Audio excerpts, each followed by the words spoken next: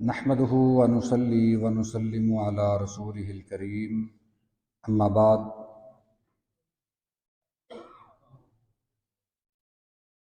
سود کے متعلق ہم پڑھ رہے تھے،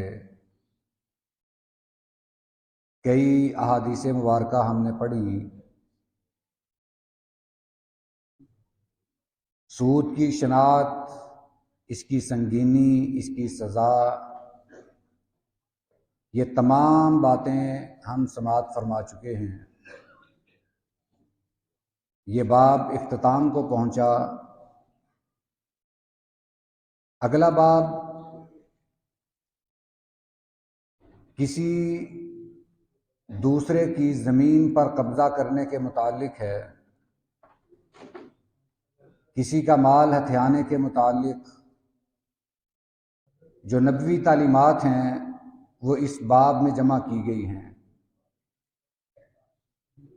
سب سے پہلی حدیث بخاری اور مسلم شریف کی ہے۔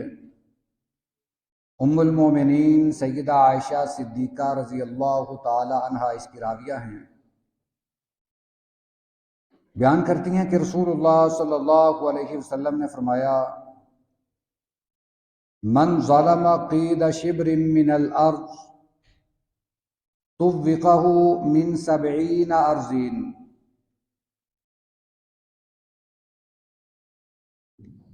جس شخص نے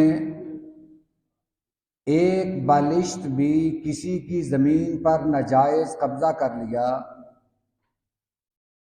ناحق قبضہ کر لیا، ظلم کرتے ہوئے قبضہ کر لیا،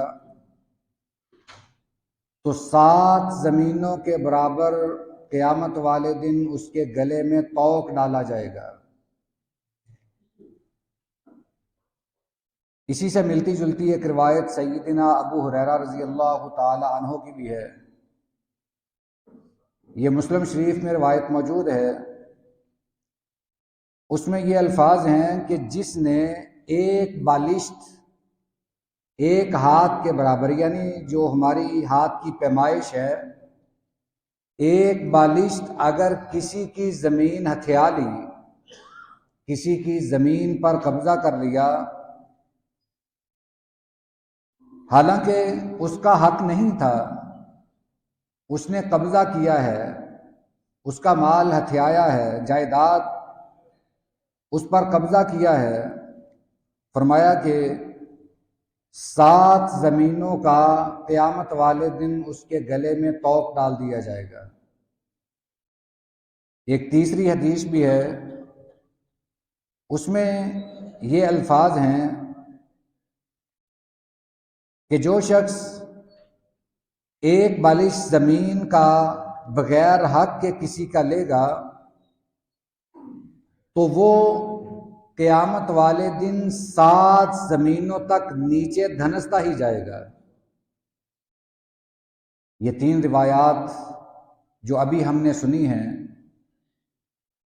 یہ اس کے متعلق ہیں کہ اگر کوئی انسان کسی کی زمین پر قبضہ کر لیتا ہے، آج کل تو یہ بات معمولی ہے، کسی کے پلاٹ پر قبضہ کر لیا، کسی کی زمین ہتھیا لی، یہ تو ایک معمول بن چکا ہے، بلکہ کئی لوگ تو قبضہ گروپ مشہور ہو چکے ہیں، وہ پہچانے جاتے ہیں اسی نام سے کہ یہ قبضہ گروپ ہے۔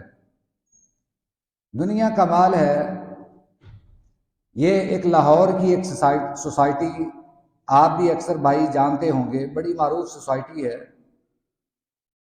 تو اس کے مالک نے پوری سوسائٹی فروخت کر دی، پیسے لے لیے۔ بعد میں وہاں سے کوئی رنگ روڈ کا گزر ہوا، زمین کی قیمت بڑھ گئی۔ اب اس مالک کو ہول پڑتے تھے کہ میں یہ سستے داموں فروخت کر رہا ہوں، اس نے قبضہ کر لیا، لوگوں کی رقم مار لی، کیس چلتا رہا، ابھی تک بھی شاید وہ عدالت میں کیس چل رہا ہے۔ اب جس نے قبضہ کیا ہے وہ سوسائٹی کا مالک، وہ دنیا سے جا چکا ہے، سوسائٹی وہی ہے، وہ جائیداد یہی ہے۔ یہ سینکڑوں ایکڑ زمین، یہ مربوں میں زمین جو انسان دنیا سے ہتھیا کر گیا ہے، آپ نے تو صرف ایک بالشت کا ذکر فرمایا۔ ایک بالشت اگر کسی کی زمین پر قبضہ کر لیتا ہے، ہمارے ہاں بھی یہ چلتا ہے کہ دیوار ہی ہے، اگر ساتھ والوں کی جگہ میں ہو جائے تو ہماری جگہ ذرا کھلی ہو جائے گی۔ ہم کوشش کرتے ہیں کہ جتنی دوسرے کی طرف ہو سکے ہم اتنی کر لیں۔ اپنی جگہ کا علم ہے کہ ہماری 10 فٹ جگہ ہے، ہم پھر بھی کوشش کرتے ہیں کہ تھوڑا سا بازار کی طرف لے جائیں، تھوڑا سا ہمسایوں کی طرف بڑھا لیں اگر خالی پلاٹ ہے۔ یہ ہوائی بات نہیں ہے۔ ہمارا اپنا ایک ساہیوال میں پلاٹ تھا، وہ ایک کالونی میں، وہ جب مکان بنتے گئے، لوگ اپنے اپنے مکانات تعمیر کرتے گئے، ہماری تقریباً آخر میں باری آئی، تو جب ہم نے پیمائش کی تو ہمارا پلاٹ 2 فٹ کم ہو چکا تھا۔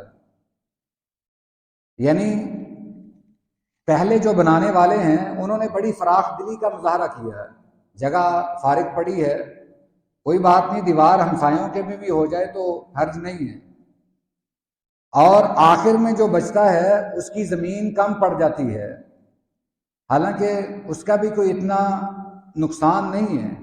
2 فٹ ایک زمین اگرچہ ایک دنیا دار آدمی کے لیے کوئی معنی رکھتی ہوگی، مگر آدمی اس سے 2 اور فٹ بھی کم پر گزارا کر سکتا ہے۔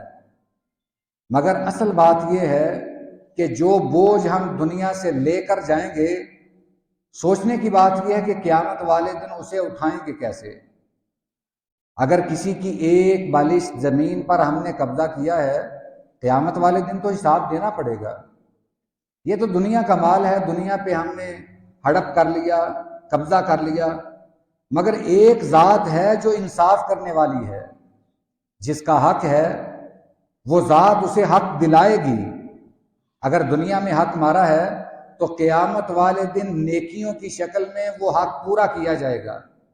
نبی کریم صلی اللہ علیہ وسلم نے فرمایا کہ ایک شخص جو میری امت کا سب سے مفلس اور کنگال ہے، پہلے تو سوال کیا کہ اے میرے صحابہ وہ کون ہے؟